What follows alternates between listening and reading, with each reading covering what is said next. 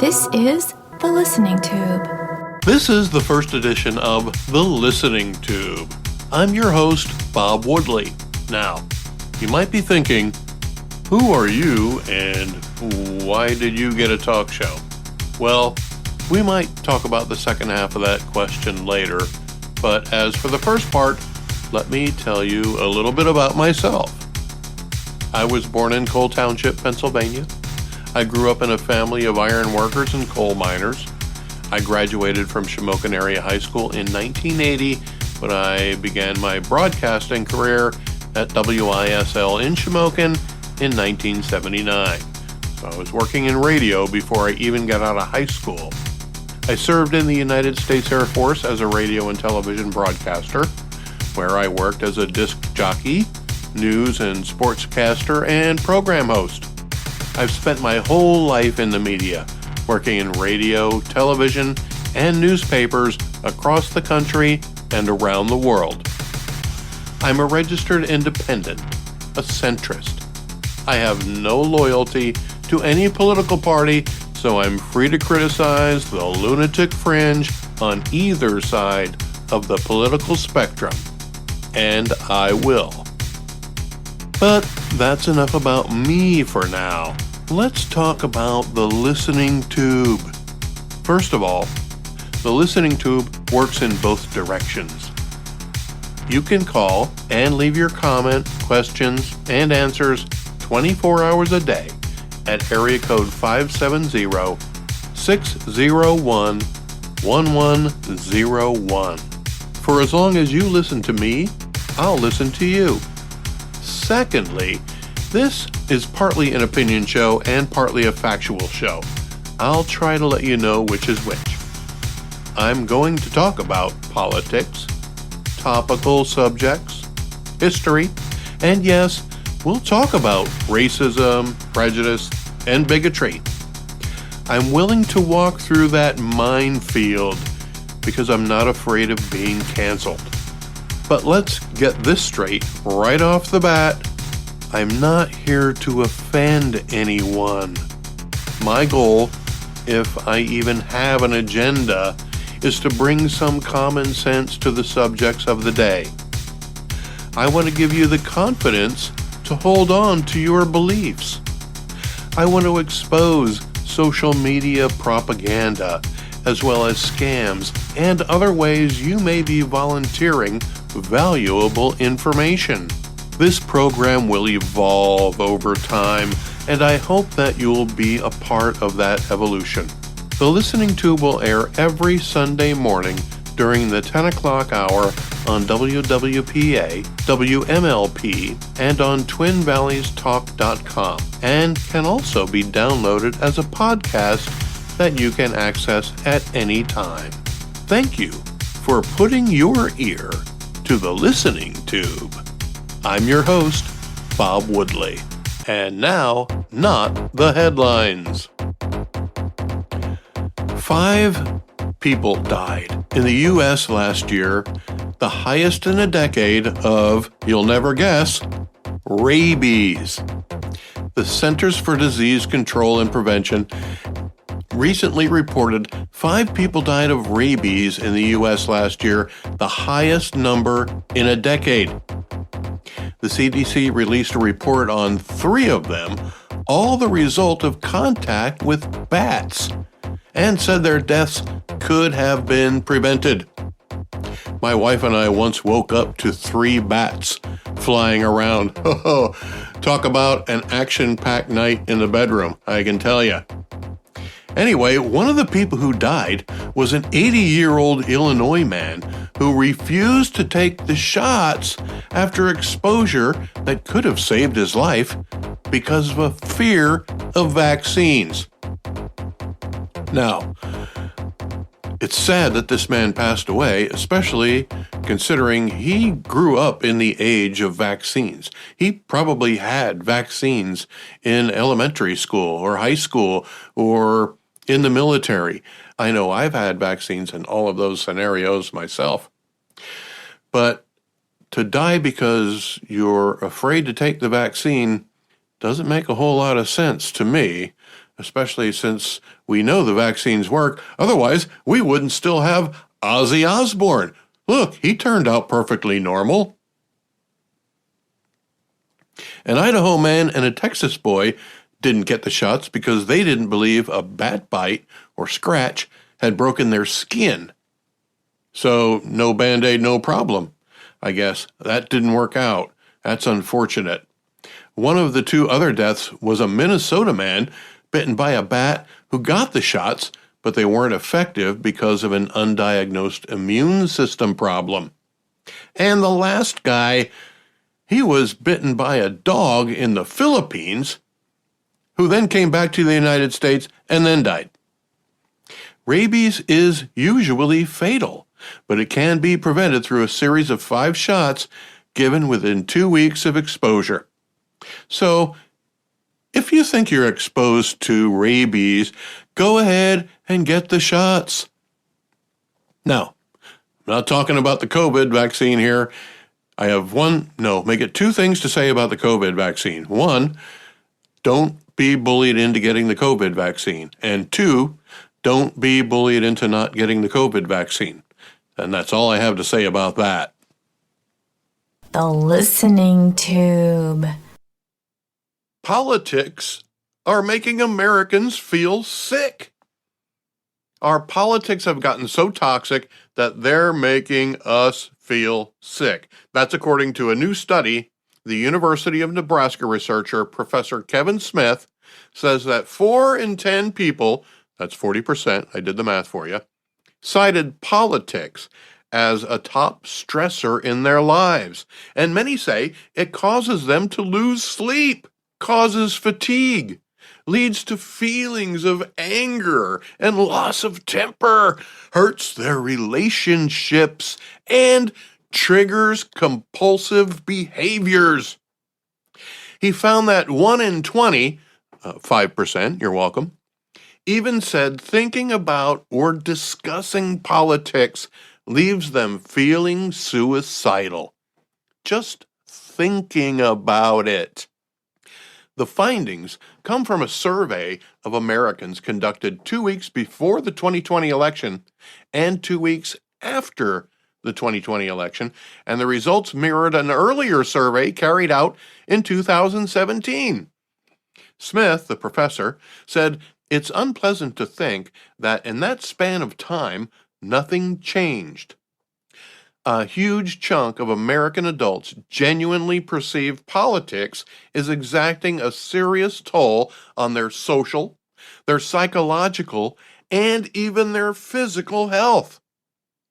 Those most likely to be affected this way tend to be younger, lean Democratic, show more interest in politics, and actively engage in more political causes. However, those who were more politically knowledgeable were less likely to be negatively affected. So, what is this really telling us? I think it says that young liberals take politics too seriously. Is politics a serious subject? Yes, if you're a politician. Otherwise, there's not much you can do to change anything politically in between elections. For most Americans, the ballot box is the only way to affect change, and that change comes slowly in most cases. Just as the wheels of justice turn slowly, so do the tank treads of politics. But young liberals who show a greater interest in politics and actively engage in political causes don't seem to recognize the snail's pace of politics. The younger generations are used to instant results. They don't have to deal with busy signals when they call someone. They don't have to wait for the record store to open to get the latest hit single. So I can understand why, when they passionately apply themselves to a political cause and don't get immediate results, they feel aggravated and cheated. Plus, don't forget, These young people are the same generation that got participation trophies. So they expect a reward regardless of the effort. Although, the most revealing part of the study, in my opinion, is that those who were more politically knowledgeable were less likely to be negatively affected. That would indicate that the people who are getting sick because of their political stance haven't educated themselves enough to know better, or haven't been educated by their school system enough to know better. And by know better, I mean that they've probably been fed a line of socialist propaganda by their college professors about what American society should be instead of what it is. They've been taught that our country is a mess, which it isn't, and that only their activism will save the day, and it won't. Maybe it's not politics that's making them sick. Maybe it's the realization that they've been hoodwinked by liberal teachers and professors and media into believing that the fate of the world rests upon their shoulders. That's a big responsibility for a young person who doesn't yet know that the only real power they have is on election day. Volunteering for political causes is admirable, and Americans are the best at volunteering anywhere in the world.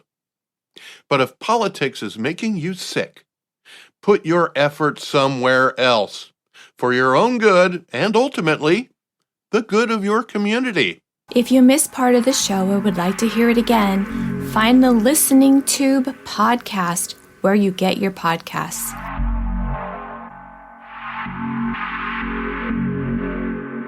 The pandemic opened the door for virtual learning in pre-secondary education. Parents suddenly had a window into what their children were being taught. Then along came something called critical race theory, which was quickly followed by the mantra, educate, don't indoctrinate. Educate, don't indoctrinate. So, you don't want your children's school curriculum to be indoctrination. That's a worthy goal, I suppose, but I got news for you. Schools have been a place of indoctrination since anybody hearing this has been alive. I first realized it in 10th grade when studying philosophy. We were talking about isms, and the definition of ism being policy of. And there are a lot of isms: Catholicism, capitalism, Judaism, communism, socialism. Well, we were talking about communism, to be specific, and the living conditions in what was at that time the Soviet Union, and how the people weren't free to do the same things we were free to do here. I raised my hand and asked the teacher why the people there don't know there's a better way. He told us that in the Soviet Union, they're taught in school that communism was the best form of government, that it is the most perfect form of government. I replied, in my infinite wisdom, that I was glad we don't do that here in America. With that, he snapped his heels together and stood at attention, put his hand on his heart, and began to recite the Pledge of Allegiance. He didn't recite the whole thing, but he made his point. It was at that moment I realized that I was being indoctrinated every single school day since my first day of kindergarten. If you went to school in America, you were indoctrinated too, in more ways than one.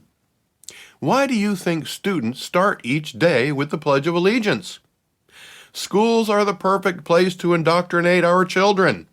Schools were, in fact, developed as a way to indoctrinate more than as a vehicle for education. Prior to the 1840s, all schools were religion-based. According to a 1998 essay by Robert P. Murphy, prior to 1830, Catholic and Protestant schools competed for students. They knew that schools were the perfect tool to spread religion. Local government would sometimes supply minimal funds for the schools, but the concept of a public school hadn't been thought of by any Western nation. So the origin of schools began with a way to indoctrinate children on the virtues of religion. It wasn't until the 1840s that there became a distinction between public and private schools, and the end of using public resources to fund Catholic schools. That in itself was a result of an influx of Irish Catholic immigration, which Protestants found threatening. The prevailing thought at the time was that Catholics are loyal to the Pope and that there had never been a Christian government anywhere in the world. However, this country was founded on freedom of religion, and there was a great tolerance for religion. So by creating a public school, the government could control the spread of a specific religion. But as time would tell, the public schools were still teaching Christianity, albeit Protestantism, which led to the establishment of the Catholic parochial system in 1874. Using public schools to indoctrinate children was created on this continent. So what started as a place for religious indoctrination became a place for government indoctrination. Local business leaders held sway on the curriculum, needing people with just enough education to work in the factories and pass on the owner's beliefs to their children. And because education, and I use that word loosely here, was controlled locally, as it mostly is today, children in different geographical areas were taught not only different things, but the same things in different ways.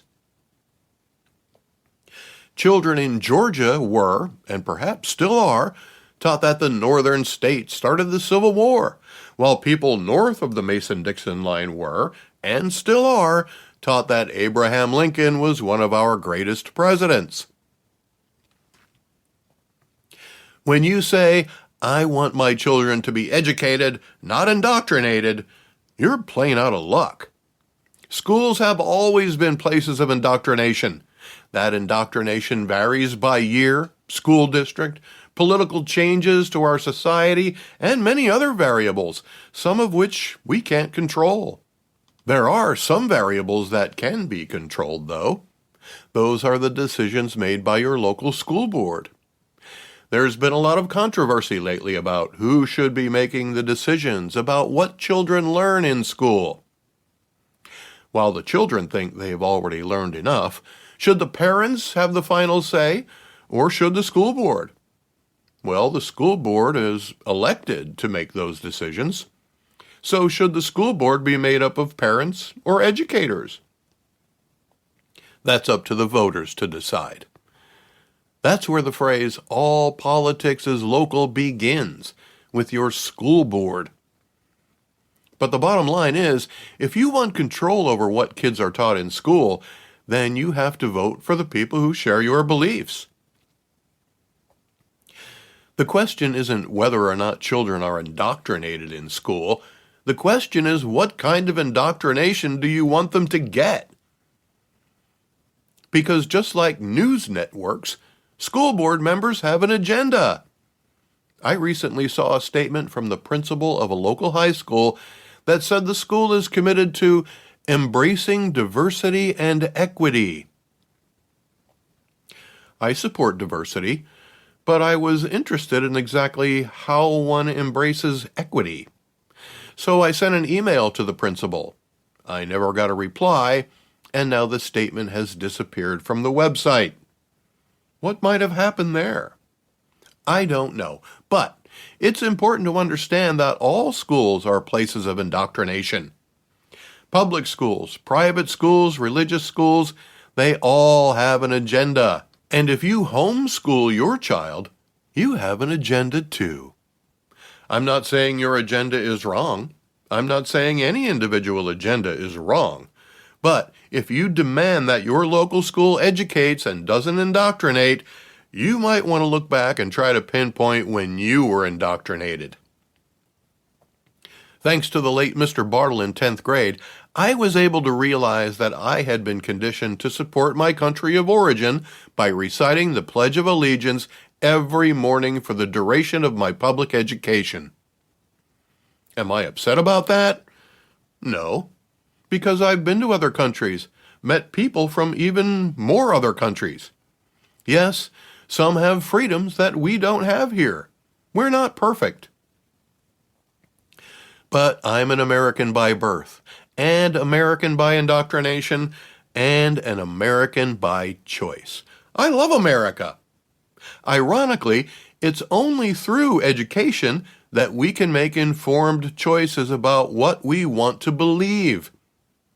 It's only through education that we can get a better grasp of all the variables that have to be taken into account to make choices about how to live our lives. Part of the price of that education is indoctrination. The right education will enable you to distinguish one from the other.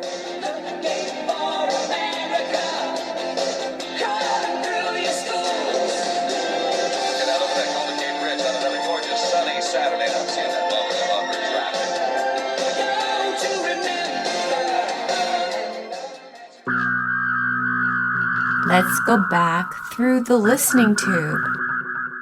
This week in 1984, the Supreme Court ruled 5-4 that individuals at home could record television shows to watch later. The lawsuit, which was actually against the Sony Corporation, was brought by movie companies, including Universal Studios and the Walt Disney Company. They sued Sony for creating the Betamax VTR system, which we now know as a VCR. Sony's beta format eventually lost out to the rival VHS format, but Sony's Betamax was the first commercially available device for home recording of television video. There were high hopes for the master beta format, but by then technology had moved on. By the way, Sony Corporation is now one of those giant movie producers who may have sued itself had they invented the Betamax today. Since then, duplicating copyrighted material has become commonplace. We all record shows we may or may not watch at a later date, programs that caught our interest at one point but never sparked the same interest later, so the show languishes in our recorded file, perhaps never to be watched at all. Eventually deleted as our playlist grows to an unmaintainable volume. Nearly 40 years later, Disney Plus is one of the country's most popular streaming services. Between 1984 and about a year ago, Disney decided that they would just record every program, movie, television show, and animated short they ever created and make it available to you 24 hours a day. Universal Studios is doing whatever they can to keep up with Disney, even building theme parks in the same general vicinity as Disney, and creating the same type of media accessibility. Two of the same media companies that fought against you being able to make a copy of one of their programs so that you could watch it later are now two of the same companies that will record it for you and let you play it back whenever you want. The same thing happened in the music recording industry with the advent of magnetic recording tape, used in cassettes and 8-tracks back in the 1970s. Then came the computer age and writable CDs. Mixtapes entered the digital age with streaming playlists. The topic of whether or not you may copy something to consume later was an issue so important in the 1980s that it led all the way to the United States Supreme Court. It wasn't an easy decision. Justice John Paul Stevens used his responsibility to write the dissenting opinion in a way as to sway enough of his colleagues to change their minds. Ultimately, the justices ruled that it was okay to record a television program so that you could watch it later. 8 years earlier, I Write the Songs by Barry Manilow hit number 1 on the record charts. Barry Manilow wrote so many popular songs that it's hard to even categorize him in any way other than as a monumental songwriter. Barry Manilow even wrote songs that we didn't know were songs, like the jingle for Dr. Pepper, I'm Stuck on Band-Aid, Like a Good Neighbor, and more. When I Write the Songs hit number 1 on the charts, it only seemed fair. He did write the songs. Only, he didn't write I Write the Songs. I Write the Songs was written by Bruce Johnson of the Beach Boys. In fact, Barry Manilow wasn't even the first to record it. The Captain and Tennille were. So, as it turns out, there's a lot of money to be made by copying something and making it available to the masses. So, if you feel compelled to copy this program and send it to everyone you know, I guess there's just nothing I can do about it. The listening tube works in both directions. Call 570-601-1101 to leave a message. All messages are subject to airing and editing. You can call the listening tube 24 hours a day at area code 570-601-1101. A recent scam I've seen on social media is one that says, "You died and went to heaven. Your seat number is the month and day of your firstborn. What seat are you in?" Now, by the time these things get to me, they already have thousands of replies. All kinds of number combinations that people volunteer because they want to believe they're going to heaven. And now they'll, in some symbolic way, reserve a seat there. Maybe your best friend had a baby the day after you, so now you'll get to sit next to each other in heaven. It's such a comforting thought. So you and your friends share the month and date of your firstborn, even though you and your friends all know each other's kids' birthdays. You post it on social media as a way to connect with the rest of the world today and in the afterlife.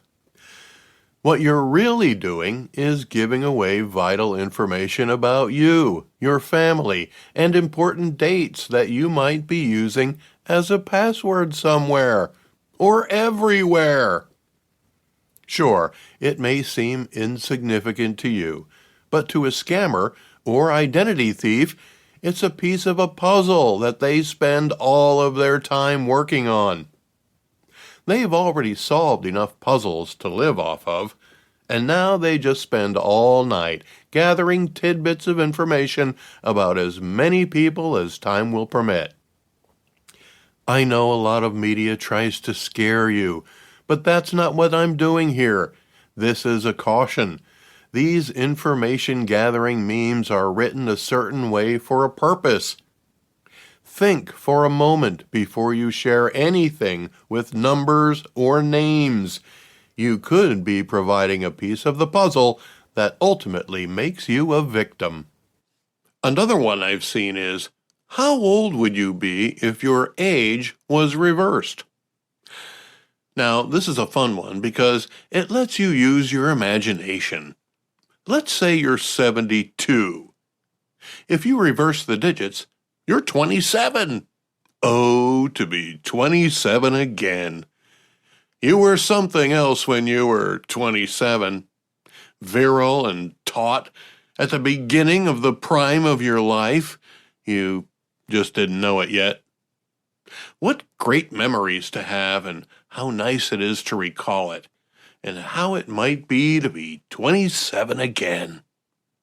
On the other hand, what if you are 27 and your age in reverse is 72?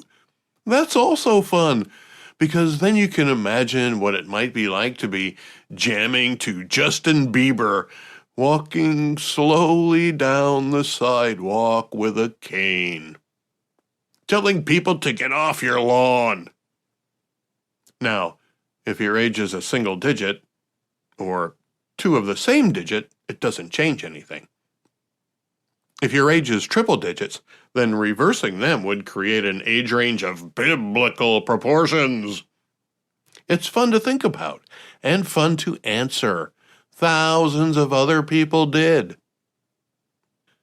Well, this is just a simple way to find out what year you were born, which is also likely to be used in some sort of password combination. Not just your age, but your kid's age, your parents' age, the year you graduated, and yes, I realize I said the year I graduated in the introduction to the program, and a whole host of other number combinations associated with you in a chronological way. Again, it's just another piece of the giant puzzle that is your online DNA.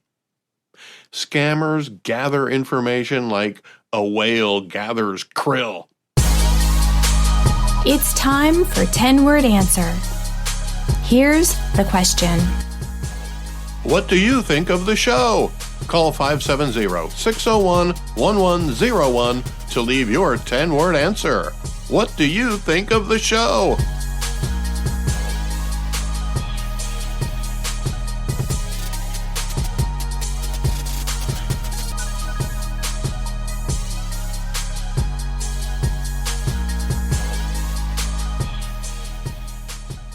Every day, millions of kids in schools across the country pledge their allegiance to the flag of the United States of America.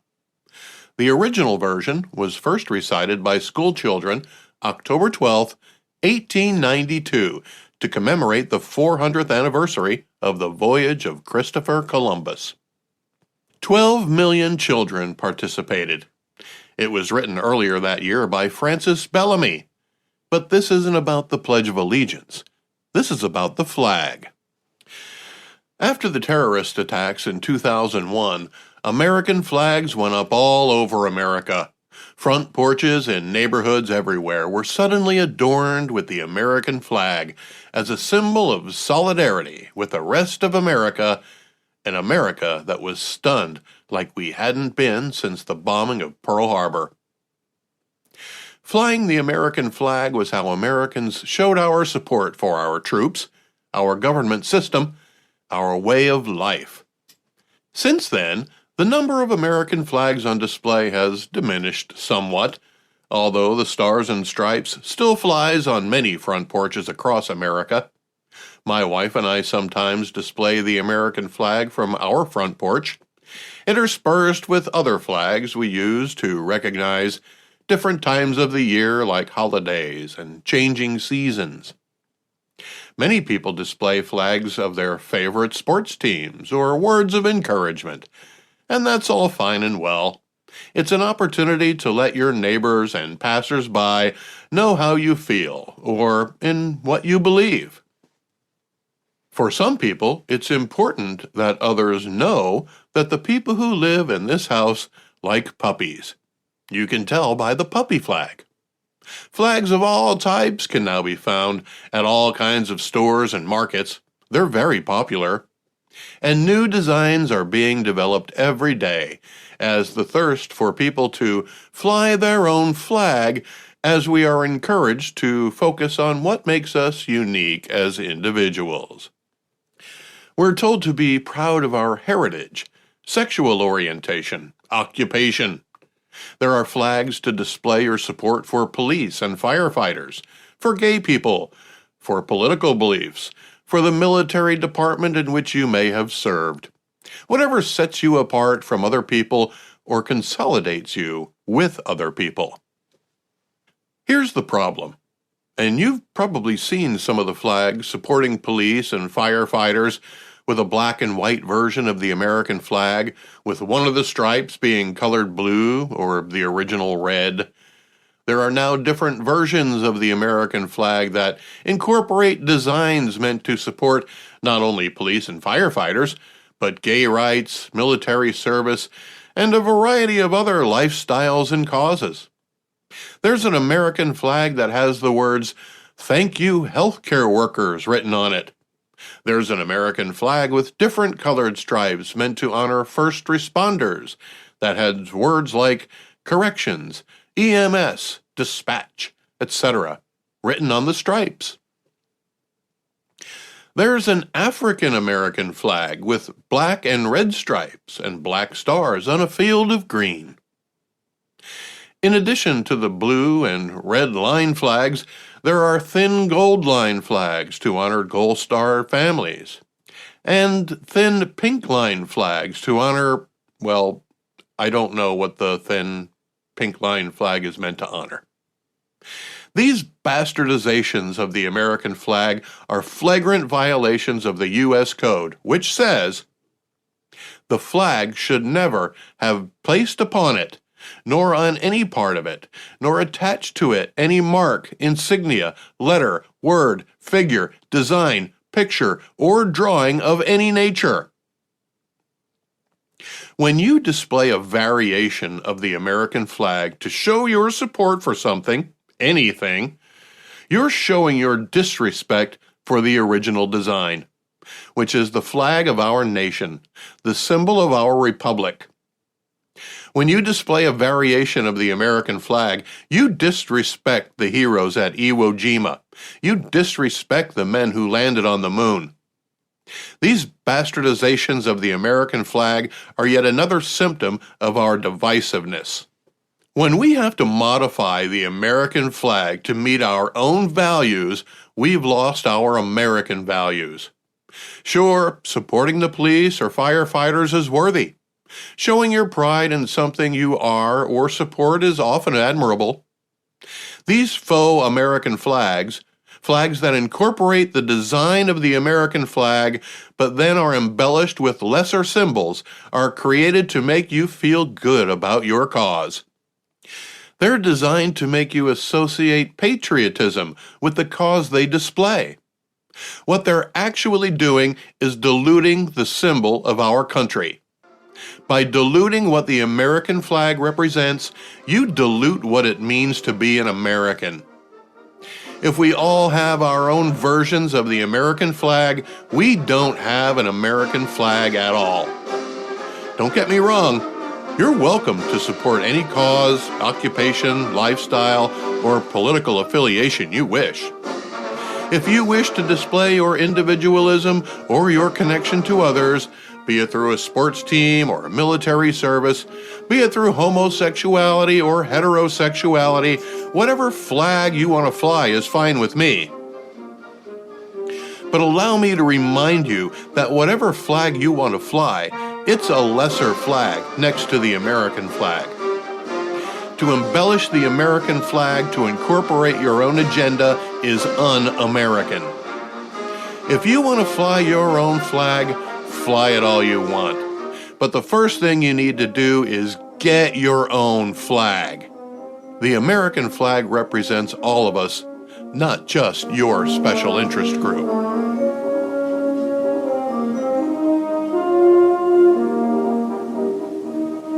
The Listening Tube is written and produced by yours truly. Copyright 2022. Thank you for putting your ear to the Listening Tube. I'm Bob Woodley for Thou ad Infinitum.